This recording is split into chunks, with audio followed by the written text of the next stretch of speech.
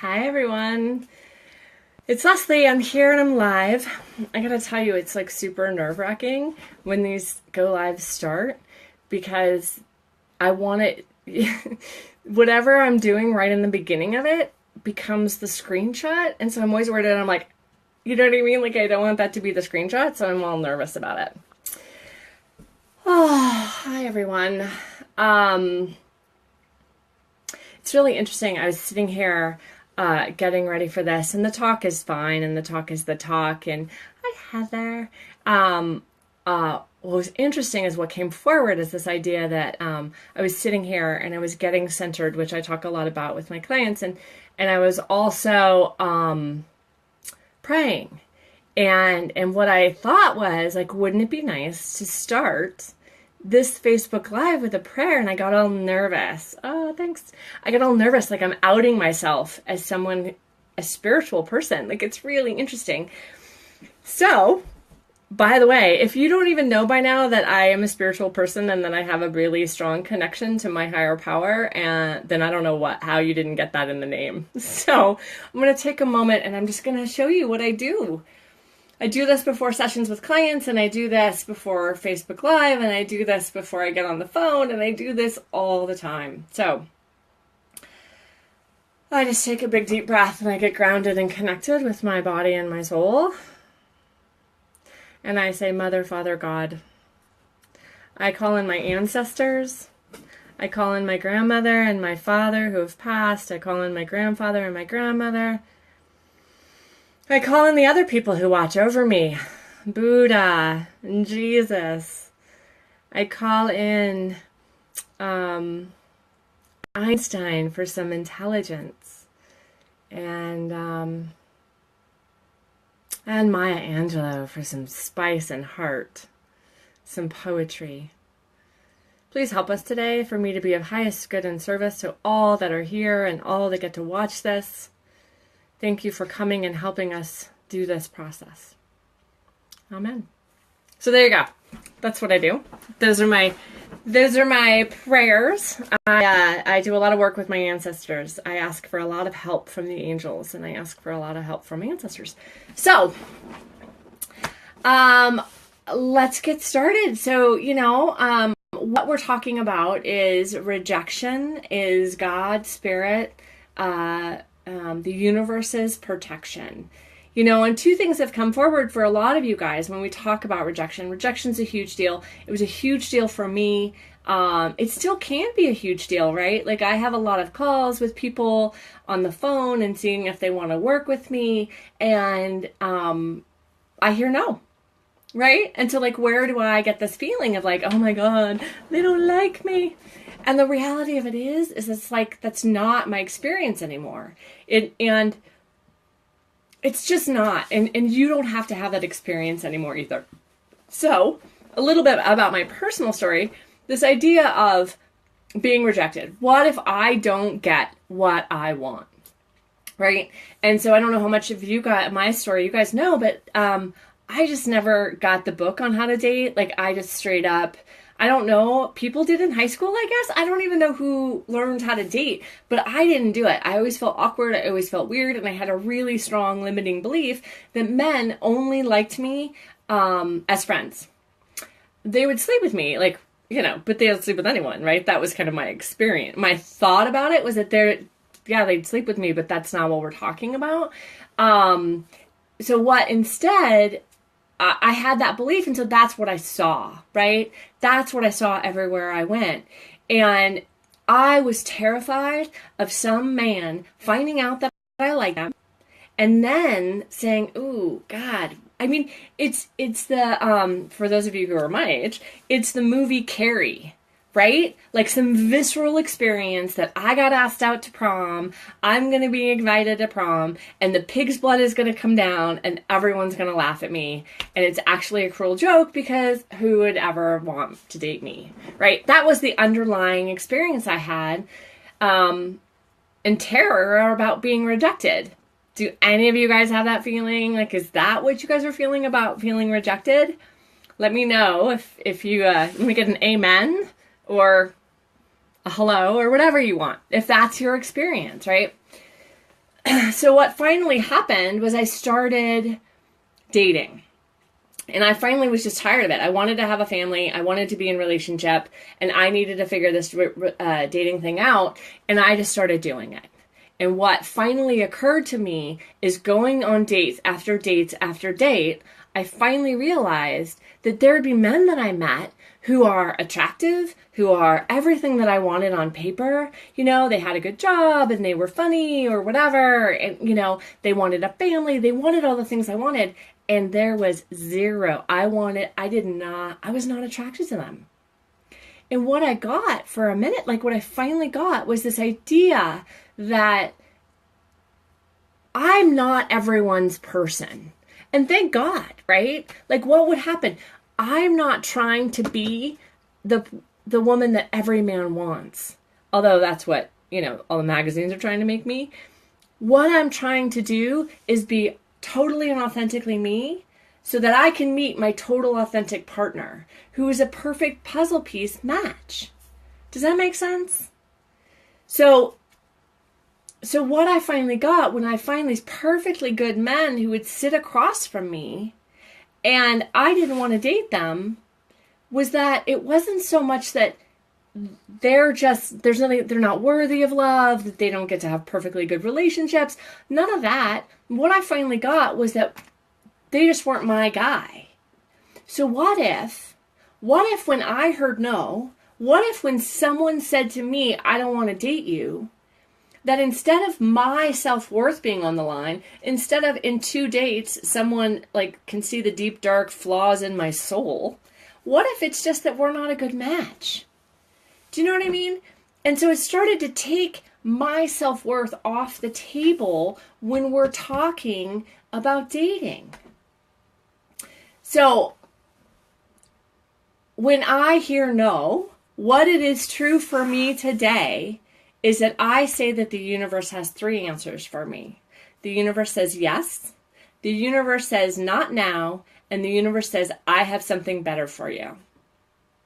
And so what I am seeing, I have this client, she's a past client. I worked with her about 10 years ago. Her name is Claire. She's really awesome. And she came to me after a breakup and she was with Jim and she loved Jim. Oh my gosh. She was so in love with Jim and she was so passionate about this guy and she was devastated. So after they broke up, she was sure that she was going to be alone forever. She was 35, I think, at the time. Yeah, she was 35. She was going to be alone forever. And she just got so anxious and so stressed out about this. She ended up losing 20 pounds because she was just like walking everywhere. And she finally had to get to a place to be done. Now, during this time, she had this friend, like a friend of an acquaintance, a friend of a friend. And she really liked him. He was super nice. His name is Brian. Super nice. And she remembers talking to some friends about him and saying like, oh, he's really great. We got to find a woman for him, right? Someone should date him. Now she started doing the work. She started looking at what her limiting beliefs are, what she really wanted in a partner. What if she gets to have that? What if she started to believe in her gut and in her soul what it would be if she gets to have the man of her dreams? So her and Brian had known each other for 2 years. And then one day he turned around and asked her to a Giants game. And she said yes. Now, this is the same man that before she said, she had no desire for. What I can tell you changed is that she started to be open to being with a nice guy. She started to be fulfilled by being with someone who's a nice guy. And you know what? That was over 10 years ago. They're married. They've been together ever since, and they've had a great time. She didn't compromise. It's not like she's not attracted to him. It's not like she finally said, oh, well, I guess I'm just going to have to date this guy. Like, no, she truly and honestly felt in love with him. And she truly and honestly was open to someone who is dedicated to her and wanting the same things she wants. You know what I'm saying? Like, she did the work, and in that, she got to have a relationship. And she got to have a relationship that surprised her. You know, she'd never seen him as someone she would date. And so she went from dating emotionally unavailable men who treated her bad, doing the work, and finding a way to, instead of seeing rejection, right, as protection. Today, she thanks God that Jim broke up with her. Today, she's so grateful that that man removed himself from her life because she couldn't have done it. God did for her what she could not do for herself. And so, does that make sense to anyone? Does that, like, are you hearing what I'm saying? You guys can look back, and that's your job. You can look in your past and look for places where you got the word no. Places where you were rejected, right? Places where you didn't get what you wanted, but now, a year later, 6 months later, a month later, you get to see how that rejection, how you not getting what you wanted, actually gave you something even better. And you can also see clearly why you weren't supposed to be with that person, that job, that thing, right? Like, so can you see part of that? And so that's what I want you guys to start thinking about. That's what I want you to start writing down, and if you want to post it, you can. I want you to write down and find ways within yourself how you have been, quote unquote, rejected, told no, and in turn, you now see that that was the best thing that ever happened to you, right? And so it's a different relationship to being rejected. It's not about these men somehow having some deep inner knowing about you. You know, we have this 10th dog theory. I talk about it a lot. I'm a dog person, so a lot of my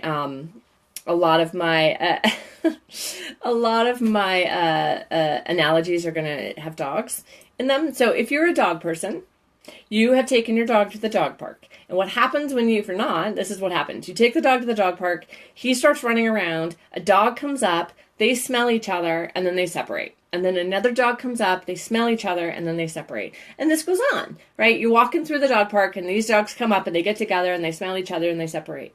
And then a dog will come up out of nowhere, looking no different than any of the other dogs. The two dogs will meet, they'll smell each other, and they'll be like, ah! And then they run off together in joyous harmony.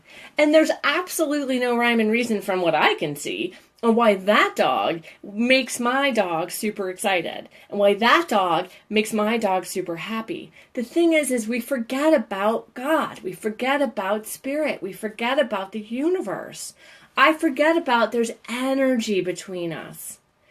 And so when you start to say, I'm showing up and seeing if we're a good match. And if I am excited about you and you're not excited about me, okay. Because I need to clear the path for who is excited about me. I need to clear the path for what is in my highest good and purpose. Does that make sense? So what you guys get to start to see is when I get told no, when some man I'm dating says no, all that's happening is you're being told to turn left. It's not some deep secret and someone's telling you that you are bad and ridiculed from the soul of your being. I get that you have fears. I get that you're terrified. I totally understand that, but that's not what this is about. And that's what I invite you to do. I invite you to start being in relationship to being told no in a way that you know that it's just clearing the way for something better for you. All right. So the other thing, here's the thing. The other thing we want to talk about, I wanted to say this. I'm sorry, I haven't. I wanted to say this. So you guys are on here. I want to make sure that you know that if you want to talk to me live, if you want to meet with me one-on-one, if you're ready to start doing the one-on-one coaching, just let me know. And so what it is, I've got 2 more slots available for the next 2 months. So working with me means usually working for 6 months, and I have 2 more slots right now on one-on-one. The other thing I want to tell you is I'm going to do 2 things. One, which is I'm going to do a free challenge, and what that means is we're going to do a challenge where the should I stay or should I go? So we're going to do every day for 3 days, we're going to do a video, and we're going to have homework, and we're going to get together and commit to doing this. Is this man right for me? Should I look at the men who are in my life, and am I going to make a decision on whether or not they're the person that you want or they're not the person that you want?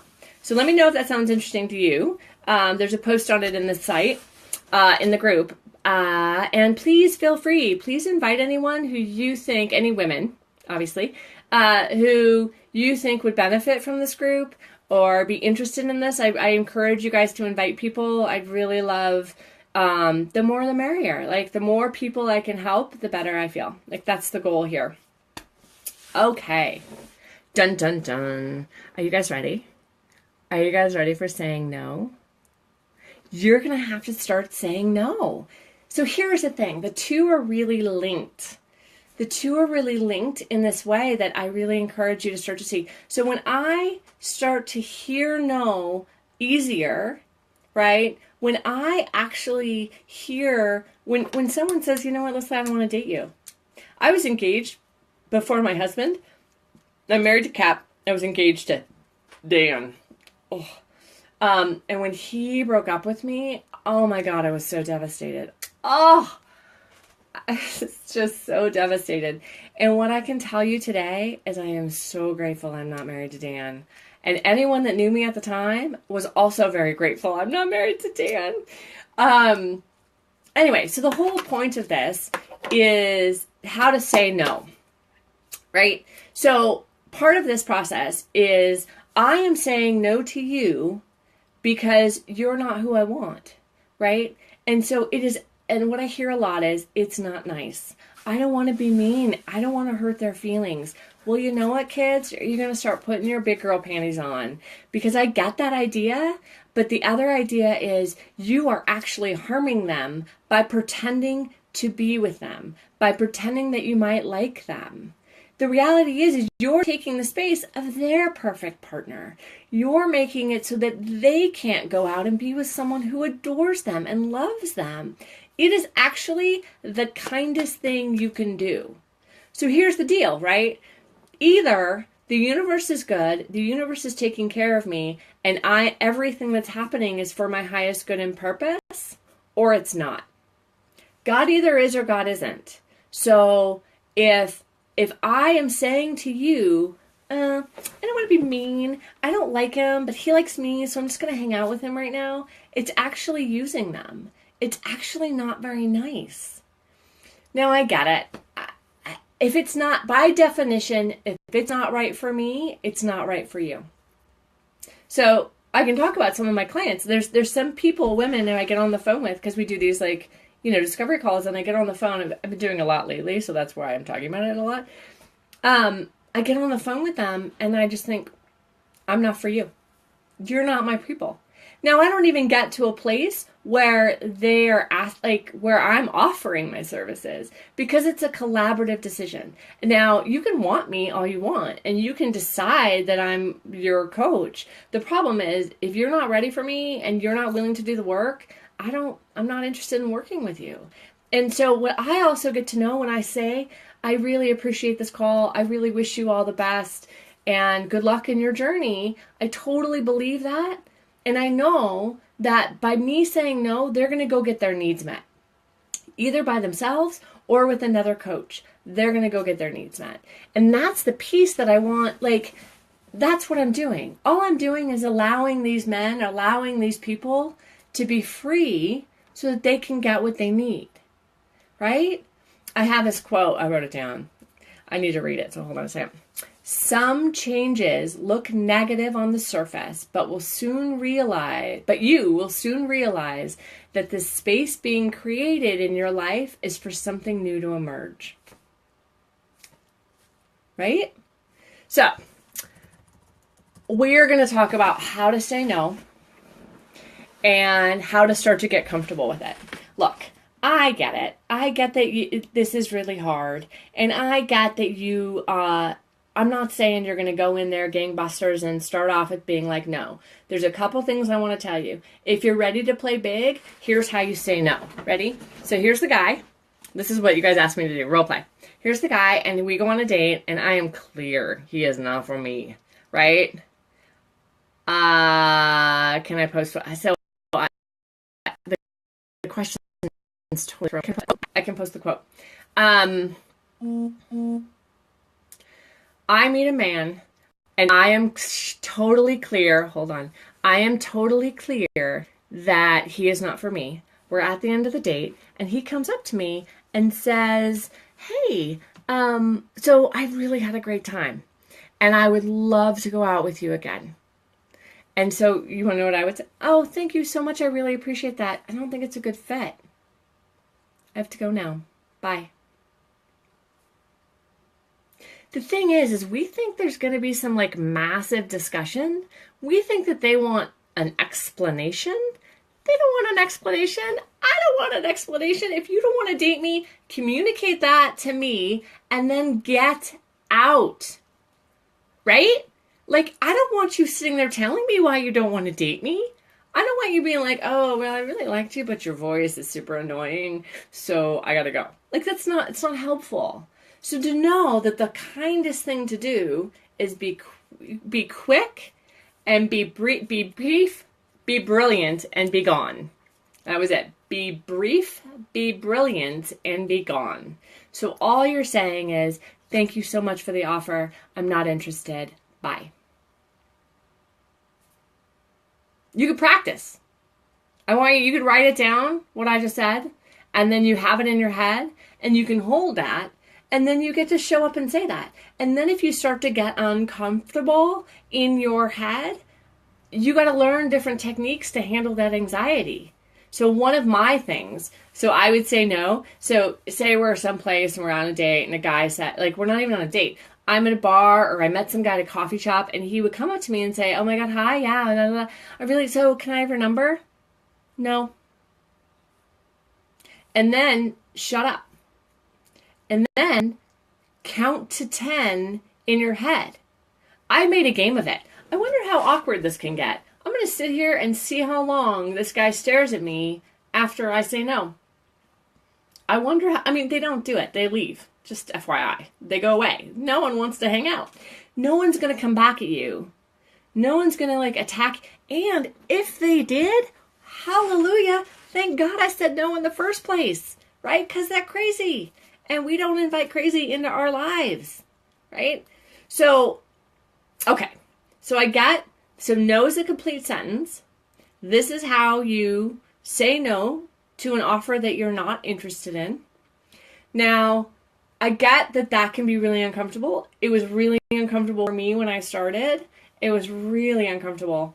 When I was younger, I blamed my mom. I think I said my mom won't let me or something. Like I needed someone else's kind of authority to say that I couldn't date you. But over time, I started to own my truth. I started to get, this is my truth, right? I don't want you. And we need to start saying no with definitively and easily. So, okay. So now, if you're not ready for that, totally fine. I get it. What I can say is, to work your way up to it is to start by saying, thank you so much for that. I'm going to think about that and I'll get back to you. And make it be a blanket practice.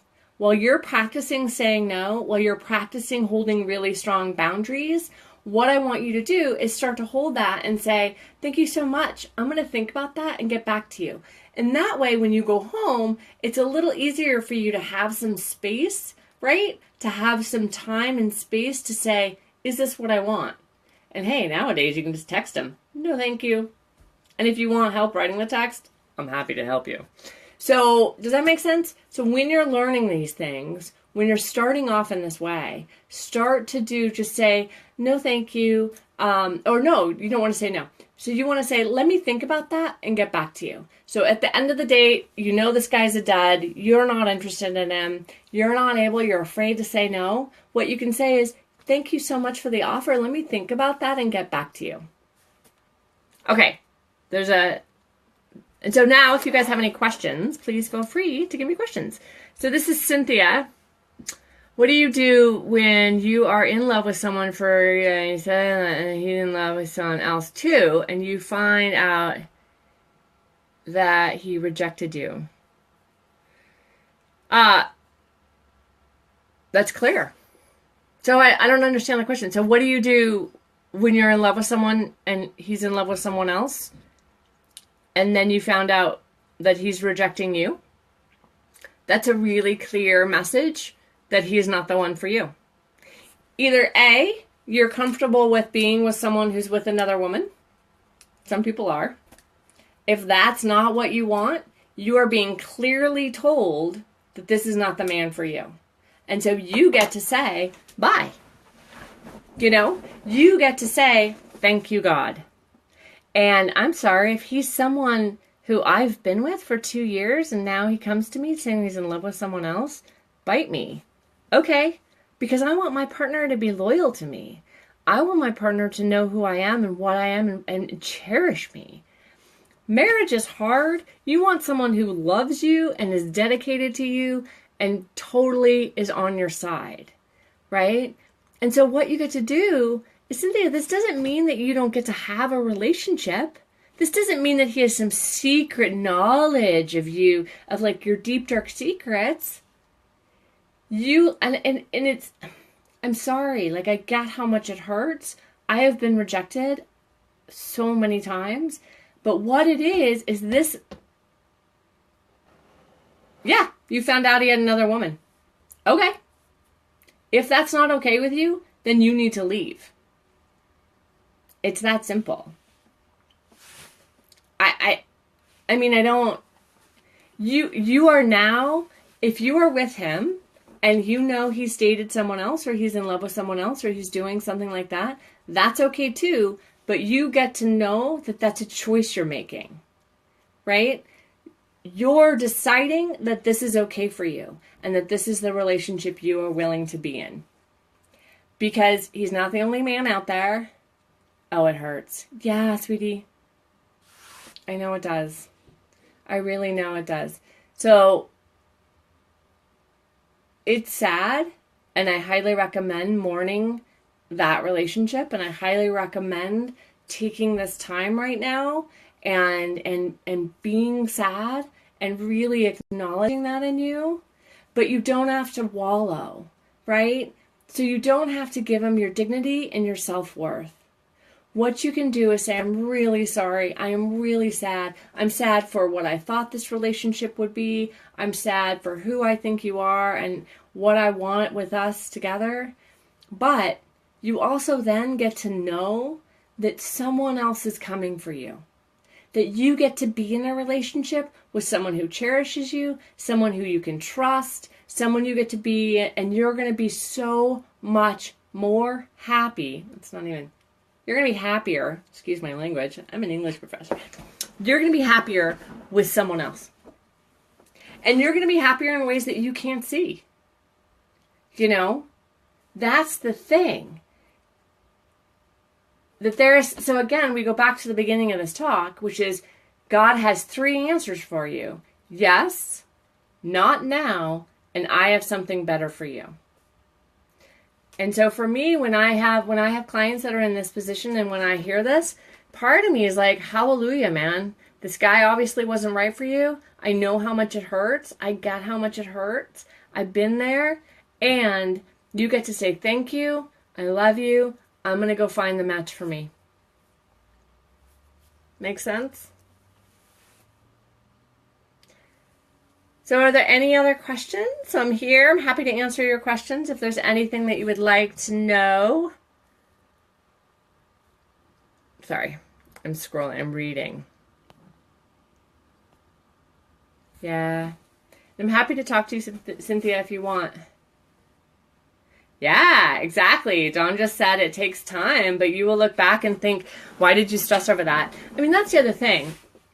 Sit down and write all of the past boyfriends that you have, that you guys broke up and you were so sad about, and then you can say, oh, I'm glad that didn't happen, right? And you can see all the times that you know that you've moved through this, right? And so that's the other piece. You get to see that you've done this before, you've moved through this before, and it's happened. All right, so does anyone else have any other questions or anything they'd like for me to talk about?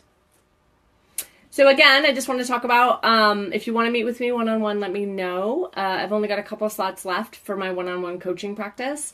I'm creating a group coaching. It starts December 5th. It's going to be a 2-week closed group on Facebook, and it's going to be a masterclass intensive, and it's going to be on how to manifest your life partner.